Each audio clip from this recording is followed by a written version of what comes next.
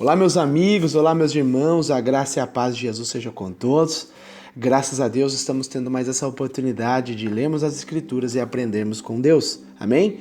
Então vamos estar lendo Apocalipse de número 15. Olha que a palavra diz. E vi outro grande e admirável sinal no céu, 7 anjos, que tinham as 7 últimas pragas, porque nelas é consumada a ira de Deus. E vi um como um mar de vidro misturado com fogo, e também os que saíram vitoriosos da besta, e da sua imagem, e do seu sinal e do número do seu nome, que estavam junto ao mar de vidro, e tinham as harpas de Deus. E cantavam o cântico de Moisés, servo de Deus, e o cântico do Cordeiro, dizendo: Grandes e maravilhosas são as tuas obras, Senhor Deus Todo-Poderoso, justos e verdadeiros são os teus caminhos, ó Rei dos santos. Quem te não temerá, ó Senhor, e não magnificará o teu nome, porque só tu és santo, por isso todas as nações virão e se prostrarão diante de ti, porque os teus juízos são manifestos. E depois disto olhei, e eis que o templo do tabernáculo do testemunho se abriu no céu, e os 7 anjos que tinham as 7 pragas saíram do templo vestidos de linho puro e resplandecente, e cingidos com cintos de ouro pelos peitos. E um dos 4 animais deu aos 7 anjos 7 taças de ouro, cheias da ira de Deus, que vive para todo sempre. E o templo encheu-se como a fumaça da glória de Deus e do seu poder, e ninguém podia entrar no templo até que se consumassem as 7 pragas dos 7 anjos. Amém? Graças a Deus. Vamos lá, pessoal. Olha só que a palavra de Deus diz. A gente está vendo que agora Deus está enviando os 7 flagelos, né? As 7 taças. E conforme a gente já leu, né, o capítulo 14, estamos no 15 agora, a gente vê que este capítulo ele contém o 7º sinal, né, que por sua vez agora revela a próxima série de 7. Lembrando que 7, pessoal, é o número perfeito, né, a completude de Deus. E os flagelos que a gente está lendo aqui, que são as taças, né, a gente vai entender o significado. Então, explicando o capítulo aqui dessa maneira, o 7º sinal ele é interrompido por um pequeno intervalo, né? Semelhante aos intervalos, né, que precedem o 7º selo, que a gente leu lá no capítulo 7, né, a respeito também da 7ª trombeta, né, a gente vê em Apocalipse 10, Apocalipse 11, né, como os outros intervalos, esse aqui também serve para assegurar os fiéis. Deus prepara provações e castigos, mas não esquece dos teus servos, né? Ou seja, os vencedores, eles são exaltados porque eles adoram a Deus e adoram o Cordeiro, o Filho de Deus. Então o 7º sinal aqui ele é introduzido, né? Que ele diz claramente, olha, eu vi no céu outro sinal grande e admirável. Um outro sinal no céu aqui está sugerindo, né, uma ligação aos sinais anteriores que nós lemos. Há 2 possíveis, né, explicações, 2 significados aqui. Primeiro, a primeira possibilidade ela se baseia na linguagem do versículo em relação a 2 outros versículos do Apocalipse, né, que usam a mesma expressão lá no Apocalipse 12, 1 e 12, 3. E nessa interpretação aqui que nós estamos lendo, né, essa seria o quê? O terceiro de 3 grandes sinais do céu. Os primeiros 2, eles apresentaram os 2 lados da batalha. Lembra que nós estávamos lendo a respeito da mulher, né, ou seja, é a igreja, e também sobre o dragão, que é o diabo, Satanás. E agora o terceiro traz a resposta final de Deus. Os 7 últimos flagelos, né? Então a segunda possibilidade aqui também, ela explica este versículo em relação ao contexto mais imediato, né? Contando os sinais a partir das 4 vozes que está no capítulo 14, que a gente leu ontem, né? Desta maneira, a gente entende que o capítulo 15 encerra uma série de 7 sinais e introduz a próxima série de 7. Vamos lá, primeiro, a primeira voz diz assim, o evangelho para as nações, avisando sobre o que? O juízo de Deus. A segunda voz diz sobre a Babilônia caiu. Eu já vou fazer uma introdução a respeito do que significa a Babilônia aqui em Apocalipse, amém? Terceiro, a terceira voz fala que os adoradores da besta são atormentados. Em quarto, a quarta voz diz que os que morrem no Senhor são abençoados. Em quinto, o Filho do Homem ceifa a terra, que a gente viu, né, nas nuvens com uma foice, está ceifando, colhendo. né? Sexto, o anjo do santuário, né, vindima que a videira e o lagar ele é pisado. Em sétimo, os 7 anjos recebem as taças dos 7 flagelos. Amém, pessoal? Quero fazer uma introdução bem breve aqui a respeito da Babilônia, a grande, né? O livro de Apocalipse, ele contém expressões que nós não devemos, né, interpretá-las de uma forma literal, né? Por quê? Porque ele tem muitos símbolos, muita numerologia, né? Por exemplo, ele menciona uma mulher que tem o nome Babilônia Grande, né, que está escrito na testa. Informa-se que essa mulher, ela está sentada sobre multidões e nações. A gente lê em Apocalipse 17 mais para frente e 5:15, que diz que, visto que nenhuma mulher literal ela seria capaz disso. Babilônia Grande só pode ser simbólica. A gente tem que entender que ela é simbologia, né? Então, o que essa prostituta simbólica representa? O que a Escritura está querendo dizer a respeito da Babilônia, essa mulher, né? Em Apocalipse 17:18 a gente lê sobre isso. Essa mulher simbólica ela é descrita como a grande cidade que tem um reino sobre os reis da terra. O termo cidade aqui está indicando um grupo organizado de pessoas, visto que essa grande cidade, ela controla os reis da terra. A mulher chamada Babilônia, que é a grande, só pode ser uma organização influente de alcance internacional, mundial, né? Pode-se corretamente chamá-la de Império Mundial. Que tipo de império seria? Um império religioso. Por que um império religioso? Veja só, pessoal, vamos ver alguns exemplos, alguns textos, né, que está relacionado a isso, aqui no livro de Apocalipse, que nos leva a essa conclusão. O império, ele pode ser político, comercial ou religioso. Então, a mulher chamada Babilônia Grande, ela não é um império político, porque a palavra de Deus diz que os reis da terra, né, ou os seus elementos políticos do mundo, eles cometem imoralidade sexual com ela. Então, ela comete imoralidade sexual por formar alianças com os governantes da terra. E ele faz qualquer coisa para ganhar poder e influência sobre eles. É por isso que ela é chamada de grande prostituta que a gente vê. Até Tiago 4,4 você lê a respeito disso, né? Eu não vou ler aqui para não estender muito, mas é importante você ler.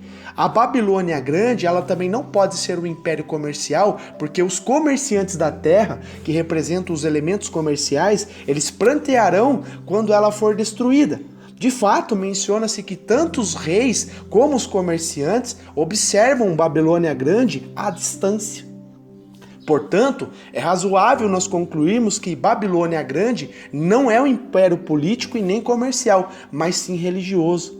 A identidade religiosa de Babilônia Grande, ela é confirmada também pela declaração de que ela engana as nações por meio de suas práticas de ocultismo. Apocalipse 18:23 você lê sobre isso. Né? Mais à frente a gente vai ler, visto que todas as formas de ocultismo são religiosas e têm origem demoníaca. Não é de admirar que a Bíblia chama a Babilônia Grande de morada de demônios. Né? Apocalipse 18:2 e Deuteronômio 18, a partir do 10, você lê sobre isso. Né? Menciona-se também que esse império se opõe ativamente à religião verdadeira, né? Perseguindo o quê? Os profetas e os santos. De fato, o ódio, né, de Babilônia Grande contra a religião verdadeira, a sã doutrina que Cristo trouxe à terra, é tão grande que ela persegue com violência e até mata as testemunhas de Jesus, que está lá em Apocalipse 17:6, a gente lê sobre isso. Então, assim sendo, essa mulher chamada Babilônia Grande simboliza claramente o império mundial de religião falsa, que inclui todas as religiões que se opõem ao Senhor, ao Yahvé, Jeová, Yeshua, né, o nosso Deus Altíssimo. Amém, pessoal? Aqui é uma introdução básica para a gente entender a respeito da Babilônia caiu. Quando falar a Babilônia caiu, é a respeito de tudo isso que a gente leu. Amém? Então ele fala assim, olha, 7 anjos tendo os 7 últimos flagelos. Do mesmo modo que o 7º selo revelou os 7 anjos com as 7 trombetas, o 7º sinal também revela os 7 anjos com os seus 7 flagelos. Flagelo, pessoal, vem de uma palavra que significa ferimento, né? Lucas 10:30, a gente lê sobre isso. Açoite, né? Paulo fala nas suas cartas, tanto em Atos quanto em 2 Coríntios, e assim vai por diante, né? E fala também ou sobre pragas, diversas vezes, né? No Antigo Testamento a gente vê sobre isso também. Então os 7 flagelos, pessoal, são os açoites enviados por Deus para castigar os homens dignos de sua reprovação. Da mesma maneira que ele mandou pragas sobre os egípcios, os israelitas rebeldes e assim por diante, pessoal. O Senhor sempre castigou, né, a humanidade quando ela desobedeceu, quando ela não aceitou a correção, quando ela não permaneceu, né, em obediência, em santidade. Sempre houve o quê? O castigo, né? Então ele agora envia pragas para castigar aqueles que adoram quem? A besta. Isso é o que a palavra está dizendo. Então ele diz assim, com este se consumou a cólera de Deus, ou seja, a ira de Deus. Sobre a cólera de Deus, né, a gente vai ver, né, os comentários que a gente vai lendo aqui em Apocalipse, tanto 11, aqui no 14 também. A cólera dele chega ao fim em relação ao quê? Aos malfeitores no Apocalipse. A mesma linguagem aqui descreve o castigo do povo de Israel, que a gente lê lá em Ezequiel 7. De fato, o juízo profetizado por Ezequiel não foi uma destruição total ou absoluta, e muito menos o fim do mundo.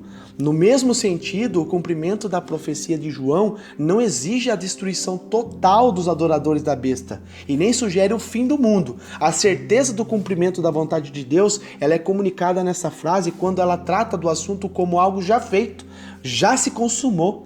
Amém? A gente pode comparar isso em Salmos 2,6, escrito há 1000 anos antes de Jesus ser estabelecido no seu trono. O salmista, pessoal, antes mesmo, milhares de anos antes de Jesus vir à terra, olha o que ele escreve. Salmos 2,6, a palavra diz assim: Eu, porém, ungi o meu rei sobre o meu santo monte de Sião, proclamarei o decreto, o Senhor me disse, tu és meu filho e hoje te gerei. É a própria palavra do Altíssimo dizendo a respeito de Cristo. Amém? Então, quando a gente começa a passar aqui para o intervalo, né, do verso 2 ao 4, a respeito desse intervalo, ele diz assim, olha, vi como que um mar de vidro mesclado de fogo. O mar de vidro já apareceu na descrição de Deus no trono, né, quando a gente leu Apocalipse 4:6, que representa o que? A santidade de Deus, separado de suas criaturas. Agora a figura aqui ela é ampliada para mostrar o progresso dos fiéis. Não é apenas o mar, mas o mar de vidro mesclado com fogo. O fogo representa muitas vezes na Bíblia o castigo divino, mas dessa vez não está saindo do altar ou do trono. O fogo está relacionado a pessoas, né, que se aproximam do Senhor. Um outro sentido mais relevante é das provações que servem para purificar e santificar os servos do Senhor. A gente vê, pessoal, inúmeras passagens, né, dizendo a respeito dessa purificação, santificação mediante ao fogo. Números 31, você lê sobre isso. O salmista Davi também diz isso em Salmos 17, né? Salmos 66, Zacarias 13. Paulo também descreve isso em 1 Coríntios 3. O apóstolo Pedro também diz em 1 Pedro 1,7. Né? Então, juntando as figuras do mar de vidro e do fogo, esta imagem destaca a necessidade de ser santificado pelo fogo para se aproximar de Deus. Esse sentido é reforçado no restante do versículo. Pessoal, se a gente não se purificar, se a gente não nos libertar, não deixar todas as máculas, mazelas, tudo isso para fora, pessoal, e santificar, purificar as nossas vestes diante do Senhor, nós não seremos dignos da presença do Senhor. Amém? Então ele está dizendo, e os vencedores da besta, da sua imagem, do número do seu nome, né? Que ele está dizendo como as figuras aqui dos 144 mil, né? Da grande multidão. Essa descrição que identifica os fiéis que resistem à tentação de adorar a besta, né? E aceitam a tribulação nesta vida e até aceitam a sua própria morte por amor a quem? A Cristo. Eles não negam o Senhor independente das circunstâncias. Isso é a respeito de pessoas que têm a total convicção, pessoal, do que é servir a Deus. A gente vê as pessoas que realmente servem em espírito e em verdade quando chega uma afronta, né? É fácil a gente dizer assim, eu creio no Deus do impossível, eu creio no Deus que cura, eu creio no Deus que traz a provisão mediante ao caos, eu creio no Deus que quando tudo diz não, o Senhor vem com sua mão e me resgata. É fácil a gente ler, a gente proferir essas palavras, mas e viver? Será que é fácil viver? Quando realmente a enfermidade chega na minha casa, né, trazendo, né, ali um perigo de morte, será que realmente eu confio no Senhor? Eu falo, Senhor, se o Senhor quiser me curar, amém, glórias a Deus. Porém, se essa doença vir para realmente me recolher para o Senhor, amém também. Será que a gente observa desse modo? Será que realmente quando chega uma crise financeira na minha casa, né, eu falo, Senhor, eu passarei louvando e exaltando o Senhor, porque eu sei que isso aqui é simplesmente um cenário, né? Como um cenário que aconteceu, né, com Sadraque, Mesaque e Abednego, mediante o fogo, né, eles não se prostraram, como Daniel, mediante ali a cova dos leões, era um cenário, glorificaram a Deus e Deus trouxe o livramento. Mas também eles entendiam, se Deus também não quisesse trazer o livramento, glórias a Deus, eu sei para onde eu vou. Isso é o entendimento de um adorador, amém? Não é a circunstância, não é o cenário que vai nos moldar, né? Para simplesmente colocar à prova, pessoal, se realmente você ama e confia em Deus ou não, né? Se você nega o Senhor ou não. A gente tem que entender que nós cremos, confiamos num Deus e nós temos que colocar isso em prática para que quando chegue situações contrárias à nossa vida, nós não sejamos também como uma família, uma casa que não conhece ao Senhor, né? Então, pessoal, isso nós temos que deixar muito bem claro na nossa vida. Então ele continua assim, ó, que se achavam em pé no mar de vidro. A posição dos vencedores apresenta duas possibilidades pela frase no mar. A preposição aqui, usada aqui no grego, ele pode ser traduzida de várias maneiras. Um sentido é perante ou perto de. Neste caso, os vencedores estariam na beira do mar, né, cantando o cântico de Moisés. Isso aqui é um cântico que a gente acabou de ler, né? Nos lembrando da celebração de vitória quando os israelitas chegaram ao lado oriental do Mar Vermelho. A gente lê essa história lá em Êxodo 14. O sentido mais provável, porém, é a tradução encontrada em muitas versões usando o significado de em ou sobre. Neste caso, a imagem é dos vencedores em pé sobre o mar de vidro, né, que estava mesclado com fogo, passando pelas tribulações para chegar perto de Deus. Então consiste aqui com os símbolos do tabernáculo, dos altares e assim por diante. Então já encontrados ali no livro, esta figura nos lembra o quê? Do mar da fundição, mar de fundição. A gente lê a respeito disso em 1 Reis 7, a partir do verso 23, né? O que faz, ou a bacia de bronze, que está em Êxodo 30, 17, do Antigo Testamento. Então, esta bacia ou mar aqui servia para a purificação dos sacerdotes antes de entrarem na presença de Deus, no tabernáculo, no templo.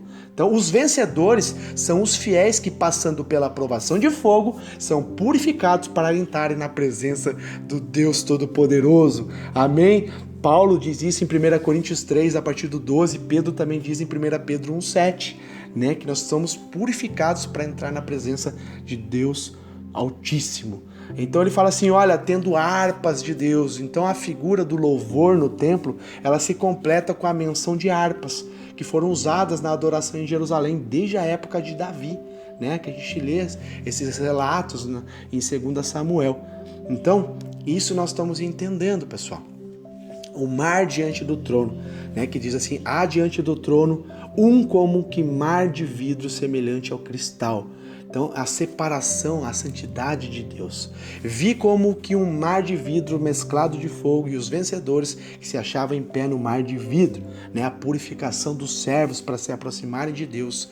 Né? Vi novo céu e nova terra, pois o primeiro céu e a primeira terra passaram e o mar já não existe. Isso é a comunhão dos vencedores na presença de Deus. Amém? Glórias a Deus. Se está dando continuidade, né? Entoava um cântico de Moisés, servo de Deus, e o cântico do Cordeiro. As outras vezes que nós encontramos, né, arpistas aqui no Apocalipse, eles entoavam um novo cântico, né? Êxodo 15 a gente vê também a respeito da salvação em Cristo, né? É comparada aqui à passagem pelo Mar Vermelho.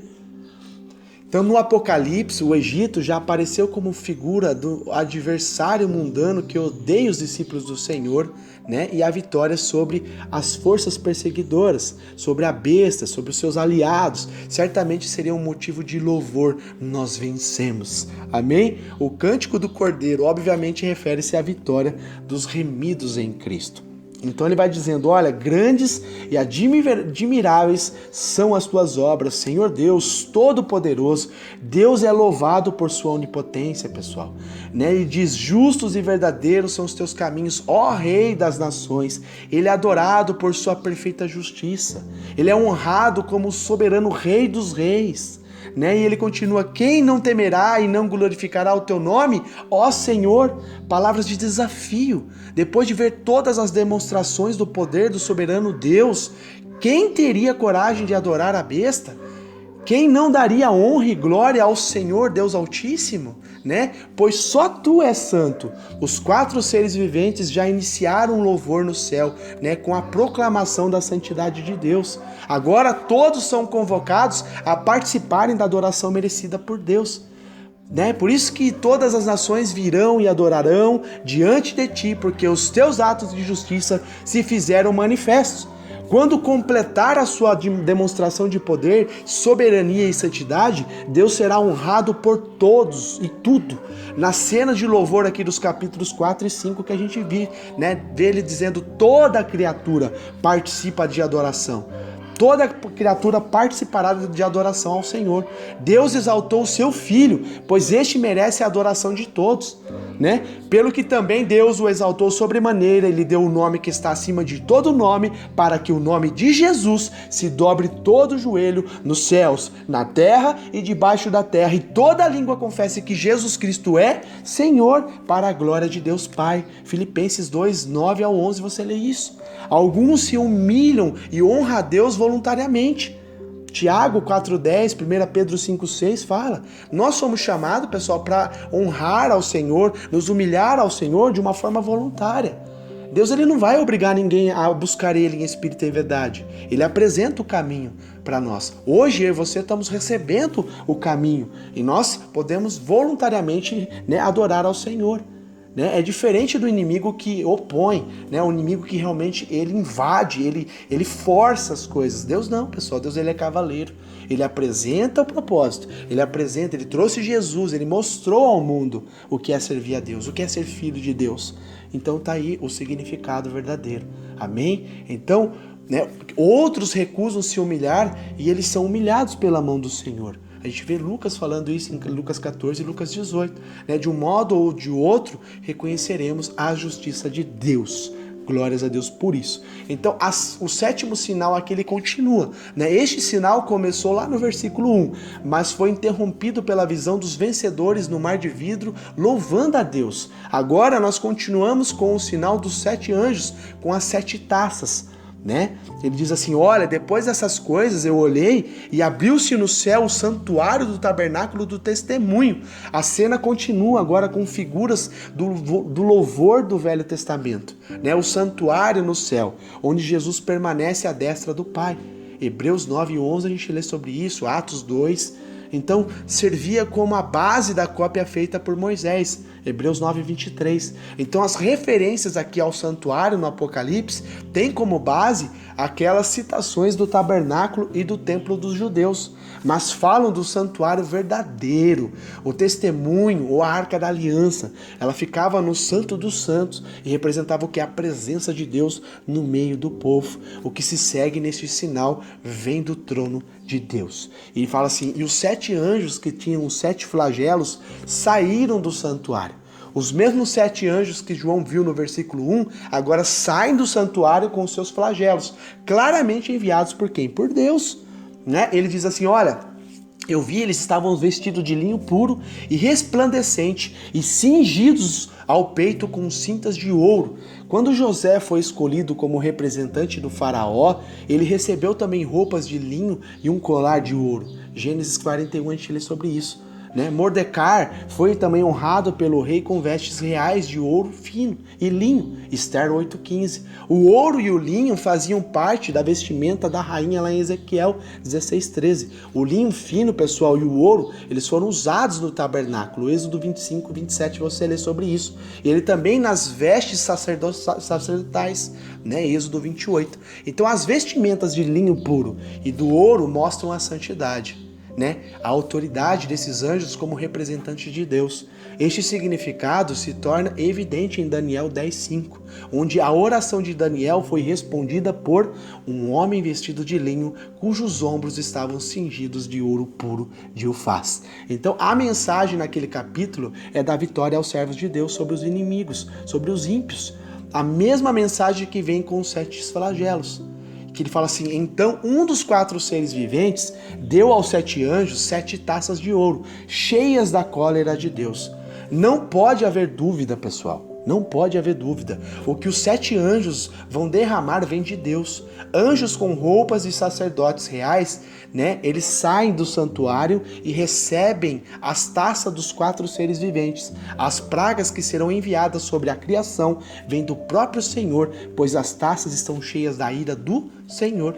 Então as referências às taças de ouro aqui ensinam uma coisa muito importante sobre a oração. A primeira vez que encontramos taças de ouro no Apocalipse está lá em 5:8, onde os 4 seres viventes tinham taças de ouro cheias de incenso, que são as orações dos santos. Deixa eu trazer um paralelo aqui, pessoal. Nós que estamos nos purificando, nós que estamos vivendo de uma forma íntegra, nós que estamos sendo verdadeiro, buscando em espírito e em verdade o Senhor, todas as orações dos justos, elas sobem como incenso e são depositadas, né, sobre essas taças. Isso são os depósitos dos santos. Pessoal, o nosso Deus, a palavra de Deus fala que Ele sente o cheiro das nossas orações. Sobe como um incenso, com um aroma, e Deus, mediante essa taça que está, né, recolhendo todas as orações, Deus aspira com a sua narina e Ele sente o cheiro. E Ele ali discerne, né, recebe as orações, as minhas petições, as tuas petições, o nosso clamor, as nossas súplicas. Amém? Isso é, né, as orações dos santos. Então agora um dos 4 seres viventes entrega aos 7 anjos as taças de ouro, que estão cheias agora da cólera de Deus. Amém? Então eles levaram as orações dos santos e trouxeram a resposta numa forma de ira de Deus. Então tudo que nós suplicamos, tudo que nós falamos, Senhor, tem de misericórdia, do início da humanidade até o término, pessoal, Deus agora está respondendo de fato todas as orações e Ele vai responder o mundo com ira, né? Mediante a todas as injustiças que já aconteceu na humanidade, todas essas atrocidades que acontecem, Deus vai responder agora com a tua ira, né? Eles levaram as orações dos santos e trouxeram a resposta numa forma de ira de Deus. Contra quem? Contra os ímpios, né? Já encontramos uma figura bem paralela no 7º selo, quando o anjo com um incensário de ouro ofereceu o incenso e as orações dos santos, e em seguida usou o incensário para atirar à terra o fogo do altar. A gente leu Apocalipse 8. Então Deus que vive pelos séculos dos séculos, né, a gente fala assim, o dragão, as bestas, a Babilônia, né, e todos os servos deles podem ser destruídos, mas Deus, ele é eterno. Então a perseguição pode ser intensa, mas ela é passageira. Deus vive eternamente. A vida física do homem dura pouco, mas a vida com Deus, ela é eterna. Posso, né, dar glórias a Deus a isso. Então, esta perspectiva eterna se torna imprescindível para os discípulos, para nós leitores, especialmente diante das tribulações. Pessoal, entenda uma coisa, isso tudo é um cenário para algo grandioso que vai ser revelado. Então, a minha e a tua perseguição, a minha e a tua, né, tribulações que nós passamos diariamente, tudo aquilo que nós sofremos por amor a Cristo, pessoal, né? Nada pode ser comparado, isso que a gente vive, com aquilo que vai ser revelado. Deus, de fato, enxugará todas as lágrimas do rosto dos teus filhos e nos trará agora uma nova veste, um novo corpo, né? Um corpo glorificado que nós seremos eternos para a glória de Deus Pai. Amém? Então, pessoal, vamos manter a perspectiva sobre isso, que Deus está trazendo a eternidade para nós. Vamos manter essa perspectiva, pessoal, com alegria, porque tudo isso que nós estamos passando é provisório. Amém? É um cenário, é passageiro, né? Aquilo que vai ser revelado, isso é eterno, que é Cristo Jesus voltando a buscar a tua igreja, a tua noiva. E ele busca uma igreja que não tenha mácula, uma igreja que não tenha mancha, uma igreja que não está vivendo em pecado, amém? Uma igreja que não tem ruga. Então, pessoal, qual é a minha e a tua obrigação? se policiar todos os dias. Paulo dizia, eu me esmurro todos os dias, né? Para que eu não seja pego no sentido de não estar vivendo o que eu prego, para eu não ser reprovado. Então, pessoal, isso é uma luta contínua, né? Jesus, o próprio Senhor, não disse que vai ser fácil, né? Pelo contrário, ele falou, a porta é estreita, o caminho é muito apertado, ou seja, não dá para fazer o que quer, é apertado, vai ter que deixar muita coisa para trás. Muitos desejos, muitos sonhos, muitas vontades teremos que deixar para trás por amor a Cristo. Amém? Mas, pessoal, o alvo, o final dessa caminhada é algo maravilhoso, que todos nós nessa adoração vai dizer, valeu a pena sofrer tudo isso por amor a Cristo, porque olha o que Ele me trouxe, olha, né, ali a recompensa final, é grandioso, pessoal. Amém? Dando continuidade aqui, o santuário se encheu de fumaça procedente da glória de Deus e do seu poder. Então, na destruição de Sodoma e Gomorra, a fumaça também subiu do fogo de castigo divino. Gênesis 19, nós lemos sobre isso. Quando Deus desceu sobre o Monte Sinai, o fogo do Senhor criou essa espessa fumaça, que a gente lê lá em Êxodo 19. Davi também juntou essas figuras, fogo, fumaça e castigo divino, num salmo de louvor, né, ocasionado pelo seu livramento das mãos dos seus inimigos. Diz assim, na minha angústia invoquei o Senhor, clamei ao meu Deus, e ele do seu templo ouviu a minha voz, ouviu o meu clamor, que chegou aos seus ouvidos, então a terra se abalou e tremeu, vacilaram também os fundamentos dos céus e se estremeceram, porque ele se indignou. Das suas narinas subiu fumaça e da sua boca fogo devorador, e dele saíram carvões em chama, né? A gente vê isso aí em 2 Samuel 22:7 e Salmos 18:6 que diz a respeito disso. Então essas palavras de Davi se enquadram perfeitamente na mensagem dos flagelos, né? Os discípulos angustiados clamaram ao Senhor e as suas orações foram levadas ao trono, de onde veio a resposta do castigo divino para com os perseguidores. E ninguém podia penetrar no santuário enquanto não se cumprisse os 7 flagelos dos 7 anjos. O santuário, cheio da glória de Deus, reflete as imagens da inauguração do tabernáculo e do templo, né? Deus está no santuário e nem os sacerdotes conseguem ficar na presença da sua glória. As obras dele na fumaça e da glória e poder não são totalmente manifestas, mas depois de cumprir os seus julgamentos, o seu povo estará livre para caminhar rumo à terra prometida. Amém? Depois da fumaça dos flagelos e o castigo dos ímpios, né, dos inimigos, os santos terão a visão clara da nova Jerusalém e da glória de Deus Pai. Amém, pessoal? Então, isso é para nós entendermos. Da mesma maneira, né, que o 7º selo revelou os 7 anjos com as 7 trombetas, o 7º sinal também apresentou os 7 anjos com os 7 flagelos, e as orações dos santos foram ouvidas e serão respondidas por meio de uma série de castigos derramados das 7 taças de ouro. Deus está no seu santuário fazendo o seu trabalho. Ninguém pode penetrar esse santuário até ele cumprir estes julgamentos. Amém, pessoal? Essa é a palavra de hoje. Isso é o que está dizendo, né, aqui em Apocalipse 15. É uma palavra muito profunda, pessoal.